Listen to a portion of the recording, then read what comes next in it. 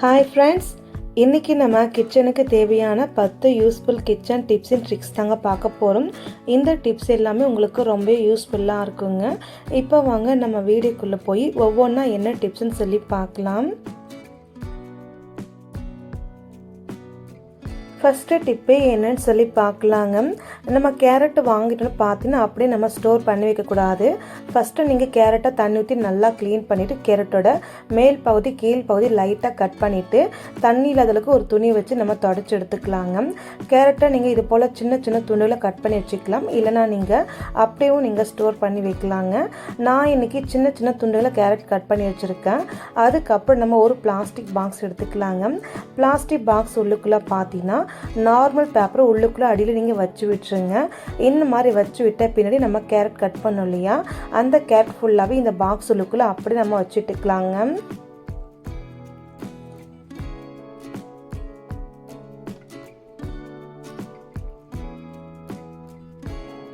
இப்போ பாருங்கள், காய்கறி ஃபுல்லாகவே நம்ம இந்த பாக்ஸ் உள்ளுக்குள்ளே வச்சாச்சுங்க. அதுக்கப்புறம் நம்ம மறுபடியும் ஒரு பேப்பர் எடுத்துகிட்டு கரெக்டாக கேரட் ஃபுல்லாக கவர் ஆகிற மாதிரி நம்ம இந்த பேப்பரை இது போல் மடித்து விட்டுருங்க. அதுக்கப்புறம் நீங்கள் மூடி போட்டு எப்போதும் போல் ஃப்ரிட்ஜு உள்ளுக்குள்ளே நீங்கள் ஸ்டோர் பண்ணினா போதுங்க. ஒரு மாதம் ஆனாலும் கேரட் ஒன்றுமே ஆகாது, டேஸ்ட்டுமே மாறாது, அது மட்டும் இல்லாமல் வதங்கி போகாது. கண்டிப்பாக ட்ரை பண்ணுங்கள். நெக்ஸ்ட்டு டிப்பே என்னன்னு சொல்லி பார்க்கலாம் வாங்க. நம்ம கடைங்கள்லாம் சாப்பாடெலாம் வாங்கினா குட்டி குட்டி பாக்ஸ்லாம் வரும் இல்லையா, நிறைய பேர் அழகாக இருக்குன்னு சொல்லி க்ளீன் பண்ணி நம்ம எடுத்து வச்சுருப்போம் இல்லையா, அந்த பாக்ஸை நம்ம எப்படி ரியூஸ் பண்ணலான்னு சொல்லி பார்க்கலாம். நான் இன்றைக்கி 2 பாக்ஸ் போல் எடுத்திருக்கேன். இந்த பாக்ஸை நம்ம சைடில் வச்சுக்கலாம். அதுக்கப்புறம் நம்ம வீட்டில் ரெகுலராக யூஸ் பண்ணக்கூடிய பருப்பு எடுத்துக்கலாங்க.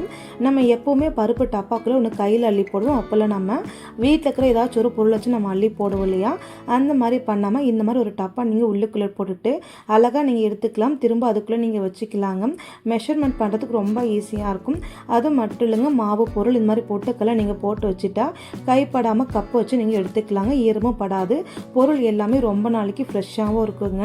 கண்டிப்பாக இந்த டிப்ஸையும் நீங்கள் ட்ரை பண்ணி பாருங்கள். இந்த டிப்ஸ் உங்களுக்கு பிடிச்சிருக்கு அப்படின்னு மறக்காமல் வீடியோக்கு ஒரு லைக் பண்ணிக்கோங்க. நெக்ஸ்ட்டு டிப்பு என்னன்னு சொல்லி பார்க்கலாம் வாங்க. நம்ம வீட்டில் காய் வெட்டுற கட்டிங் போர்டெலாம் இருக்கு இல்லையா, அந்த கட்டிங் போர்டில் பார்த்து நம்ம அடிக்கடிக்கு கட் பண்ணுறதுனால அந்த கட்டிங் போர்டில் ஒரு மாதிரி அழுக்கப்பட்டிருக்கும், சீக்கிரமாக பூஞ்சைகள் வந்துடுங்க. அந்த மாதிரி எதுவுமே வராமல் இருக்க இந்த டிப்ஸை நீங்களும் ட்ரை பண்ணுங்கள். கட்டிங் போர்டு நீங்கள் எடுத்து வச்சுக்கோங்க. அதுக்கப்புறம் நீங்கள் பார்த்தீங்கன்னா நம்ம வீட்டில் இட்லிக்கு யூஸ் பண்ணக்கூடிய சோடா ஒரே ஒரு 1/4 டீஸ்பூனுக்கு மட்டும் நீங்கள் கட்டிங் போர்டில் நீங்கள் போட்டுட்டு ஒரு டைம் கை வச்சு எல்லா பக்கமும் நல்லா நீங்கள் தேய்ச்சி விட்டுருங்க. இந்த மாதிரி கட்டிங் போர்டு முழுவதும் நீங்கள் தேய்ச்சி விட்ட பின்னாடி அதுக்கப்புறம் நீங்கள் லைட்டாக தண்ணி தெளித்து விட்டு கட்டிங் போர்டு ஃபுல்லாகவே எல்லா பக்கமும் நல்லா நீங்கள் தேய்ச்சி விட்டுருங்க. கரெக்டாக நீங்கள் ஒரே ஒரு செகண்ட் போல் மட்டும் நீங்கள் கட்டிங் போர்டு ஃபுல்லாக நீங்கள் தேய்ச்சி விட்டால் போதுங்க. இந்த மாதிரி நீங்கள் தேய்ச்சி விட்டதுக்கப்புறம் ஒரு 5 நிமிஷம் போல் நீங்கள் ஊற விட்டுருங்க.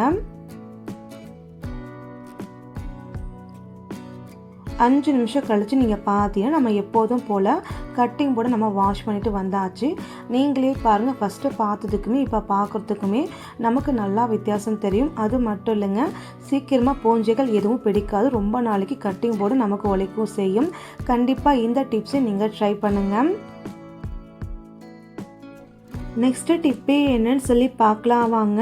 நம்ம நிறைய வீட்டில் ஜூஸ் பாட்டிலாக வாங்கி ஜூஸ் பாட்டில் குடிச்சிட்டு கீழே தூக்கி போட்டுருவோம் இல்லையா, அந்த மாதிரி தூக்கி போடாமல் இது போல் யூஸ் பண்ணிக்கலாங்க.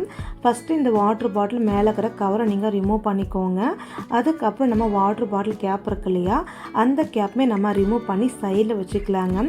இந்த கேன் பாட்டிலை நீங்கள் கீழே வச்சுட்டு உங்கள் வீட்டில் பழைய கத்தி ஏதாச்சும் இருந்துச்சுன்னா கேஸ் வச்சுட்டு சூடு பண்ணிவிட்டு வந்துடலாங்க. கத்தியை நான் பாருங்கள் சூடு பண்ணிவிட்டு வந்துட்டு அதுக்கப்புறம் நம்ம கேன் எடுத்துக்கலாங்க. இந்த கேனை நீங்கள் பாதியை கட் பண்ணிக்கணும், நான் வீடியோவில் காமிக்கிற பாருங்கள்.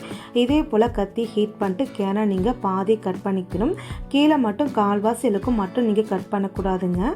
நான் ஃபுல்லாக கட் பண்ணிவிட்டு காமிக்கிறேன், நீங்களும் அதே மாதிரி கட் பண்ணிக்கோங்க.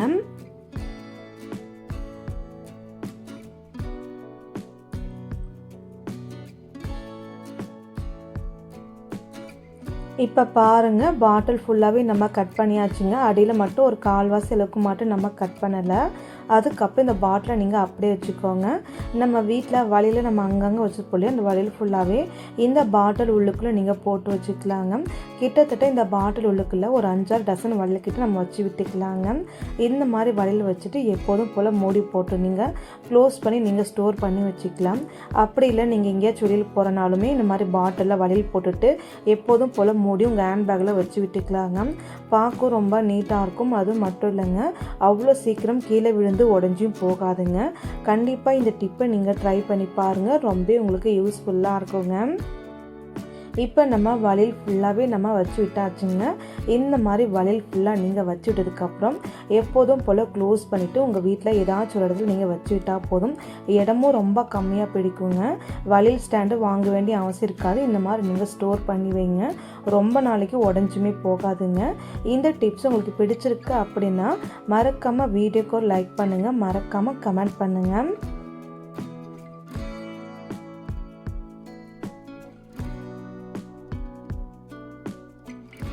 நெக்ஸ்ட்டு டிப்பு என்னன்னு சொல்லி பார்க்கலாங்க. ஃபஸ்ட்டு நீங்கள் ஒரு 5-6 பூண்டு பல் ஒன்று மதியமாக நம்ம தோல் நீக்கி எடுத்து வச்சுருக்குங்க.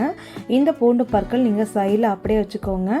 அதுக்கப்புறம் நம்ம ஒரு சின்னதாக ஒரு தட்டு எடுத்துக்கலாங்க. அதுக்கப்புறம் நம்ம வீட்டில் காயில் துருவர் பிளேடுக்குள்ளே இது போல் பிளேடு எடுத்துகிட்டு இந்த பூண்டு பற்கள் ஒவ்வொன்றுமே நம்ம அழகாக துருவி எடுக்கலாங்க.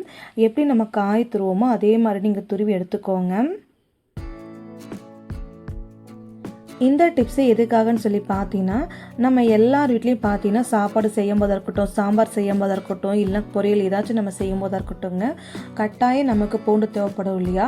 ஒரு 4-5 பூண்டு நம்ம நறுக்கணும், ரொம்ப குட்டி குட்டி நமக்கு வேணும் போது நம்ம மிக்ஸி ஜாரில் போட்டு அரைச்சி அரையவே செய்யாதுங்க. அந்த மாதிரி இருக்கும்போது இந்த மாதிரி நீங்கள் துருவர் பிளேடு வச்சு அழகாக நீங்கள் துருவி எடுத்துக்கலாம். இந்த மாதிரி நீங்கள் துருவி சேர்க்கும்போது பார்த்தீங்கன்னா எப்படி நீங்கள் மிக்ஸி ஜாரில் ஒன்று மதியமாக அரைச்சி நீங்கள் சேர்ப்பீங்களோ அதே மாதிரி நமக்கு கிடைக்கும். இந்த மாதிரி நீங்கள் ட்ரை பண்ணி பாருங்கள். எல்லா வித பொரியலுக்கு அப்புறம் பிரியாணிக்கு எல்லாத்துக்குமே ரொம்ப நல்லா இருக்கும். கண்டிப்பாக இந்த டிப்ஸை நீங்களும் ஒரு வாட்டி ட்ரை பண்ணி பாருங்கள், எல்லாருக்குமே ரொம்ப யூஸ்ஃபுல்லாக இருக்குங்க. நெக்ஸ்ட்டு டிப்பு எதுக்கான்னு சொல்லி பார்க்கலாம். நம்ம நிறைய பொருட்களில் பார்த்தீங்கன்னா குக்கர் மூடி ஹேண்டல் அடிக்கடிக்கு லூஸ் ஆகிட்டே இருக்கும். நம்ம என்ன தான் டைட் பண்ணி வச்சாலும் சரிங்க.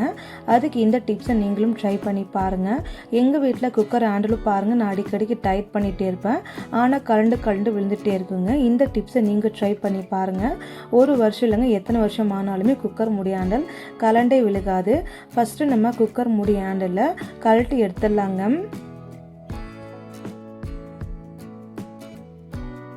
இப்போ பாருங்கள், ஹேண்டல் ஃபுல்லாகவே நம்ம கழட்டி எடுத்தாச்சுங்க.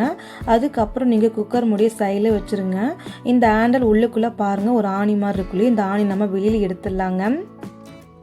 இந்த ஆணியை நீங்கள் வெளியில் எடுத்து வச்ச பின்னாடி இதை நீங்கள் கீழே போடாமல் அப்படியே நீங்கள் சைடில் வச்சுக்கோங்க. அதுக்கப்புறம் நம்ம வீட்டில் யூஸ் பண்ணக்கூடிய ஒரு நல்ல நெயில் பாலிஷ் நான் எடுத்துக்கிறேங்க. நெயில் பாலிஷ் நீங்கள் எடுத்து விட்ட பின்னாடி ஆணி கையில் எடுத்துக்கோங்க. நெயில் பாலிஷை நீங்கள் ஓப்பன் பண்ணிவிட்டு நெயில் பாலிஷை நல்லா நீங்கள் டிப் பண்ணிக்கணும். நல்லா டிப் பண்ணிவிட்டு இந்த ஆணியில் பாதிகளுக்கு மட்டும் நீங்கள் நெயில் பாலிஷ் நீங்கள் அப்ளை பண்ணிக்கணுங்க.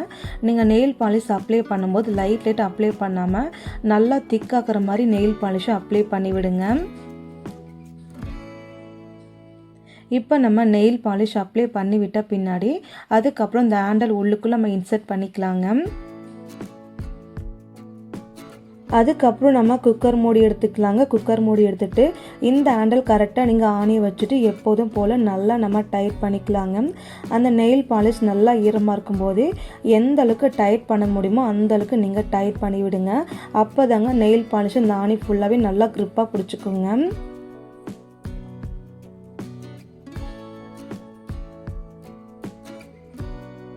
இப்போ நம்ம நல்லா டைட்டாக போட்டாச்சுங்க. அதுக்கப்புறம் நீங்கள் பாருங்கள், இந்த ஹேண்டில் லைட்டாக ஒரு டைம் ஷேக் பண்ணி பாருங்கள், லைட்டாக ஷேக் ஆகுதா இல்லையான்னு சொல்லிட்டு.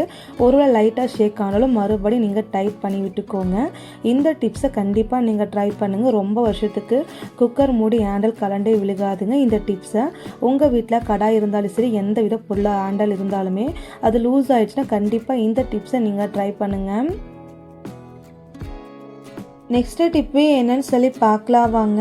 நம்ம வீட்டு சிங்க் உள்ளுக்குள்ளே நம்ம என்ன தான் க்ளீன் பண்ணி வச்சாலும் சரிங்க, அந்த சிங்க் உள்ளுக்குள்ளே ஒரு சில சமயங்களில் நம்ம பாத்ரூம் க்ளீன் பண்ணும்போது தண்ணி கீழே போகாமல் மேலே அப்படியே நின்றுருங்க. அந்த மாதிரி இருக்கும்போது சிங்க் உள்ளுக்குள்ளே ஒரு மாதிரி பேட் ஸ்மெல் இருந்துகிட்டே இருக்கும். அந்த மாதிரி ஸ்மெல் வராமல் இருக்கிறதுக்கும் அதுக்கப்புறம் சிங்க் உள்ளுக்குள்ளே அடைப்பு வராமல் இருக்கவும் இந்த டிப்ஸை நீங்கள் ட்ரை பண்ணுங்கள். ஒரு பெரிய பாத்திரத்தில் நீங்கள் சுடு தண்ணி வச்சு எடுத்துக்கோங்க. சுடு தண்ணி உள்ளுக்குள்ளே நீங்கள் பார்த்தீங்கன்னா நம்ம இட்லிக்கு யூஸ் பண்ணக்கூடிய சோடா ஒரு 2 டீஸ்பூனுக்கு நீங்கள் சேர்த்துக்கோங்க. இந்த மாதிரி நம்ம சோடா நீங்கள் சேர்த்ததுக்கப்புறம் வினிகர் எடுத்துக்கலாங்க. வினிகர் நீங்கள் பார்த்தீங்கன்னா ஒரு கொஞ்சம் போல் மட்டும்தான் நான் சேர்த்துக்கிறேன், அதிகமாக சேர்த்துக்கல. அதாவது ஒரு 2 மூடி போல் மட்டும்தாங்க நான் சேர்த்துக்கிறேன். இந்த மாதிரி நீங்கள் வினிகர் நீங்கள் சேர்த்தோடனே இந்த தண்ணியை நீங்கள் சிங்கில் ஊற்றி விட்டுருங்க. இந்த மாதிரி தண்ணி நீங்கள் சிங்கில் ஊற்றி விட்டால் போதுங்க. சிங்க் அடைப்பு எல்லாமே கிளியர் ஆகிடும்.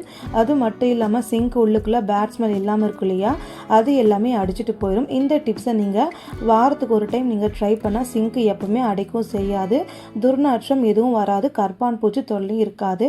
கண்டிப்பாக இந்த டிப்ஸை நீங்களும் ஒரு டைம் ட்ரை பண்ணி பாருங்கள்.